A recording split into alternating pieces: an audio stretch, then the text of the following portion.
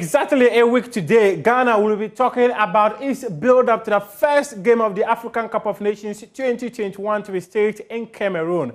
That game will happen on January 10 against Morocco. But players are yet to arrive in camp and continue with preparations with the rest of the team for the opening game of the competition. And a management committee member of the Black Stars, Kuffuor, says this is caused by CAF's disrespect for its very own competition. And Kumasi Asante Kotoko have ended over a decade of failure to beat Adriana Stars in Doma, courtesy of goals from Mfegwe and Richmond Lamptey. We'll also be talking about the English Premier League as Manchester City go 10 points clear at the expense of Chelsea and Liverpool, who played out a thrilling 2-2 draw yesterday at Stamford Bridge. I am Muftau Nabila Ablai. This is AM Sports. Welcome. Let's start with the African Cup of Nations stories, where management committee member of the Black Stars, Kuffuor, says CAF has disrespected the competition with their decision to approve a call from FIFA that they should release their players barely 7 days to the start of the competition. According to him, CAF lacks regard for the competition. That was why they approved it. I think it was a wrong approach from CAF, in my opinion.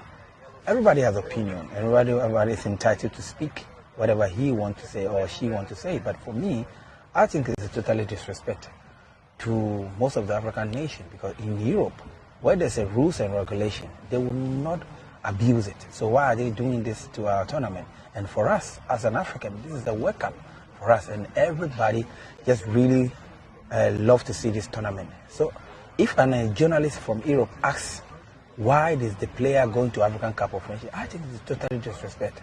They have to also respect our opinion and respect our tournament, because you cannot say this to a South American tournament.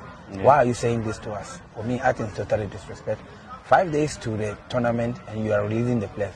What the coach has a plan for his team.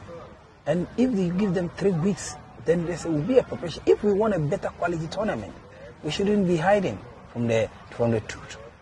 We cannot just hide from the truth, because you need to give the players the time to rest and to come into the tournament, because they are playing with their heart.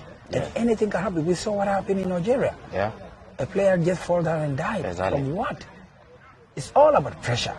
It's about pressure, game after game, game after game. When you're just playing 10th January and the tournament started on the 9th, yeah.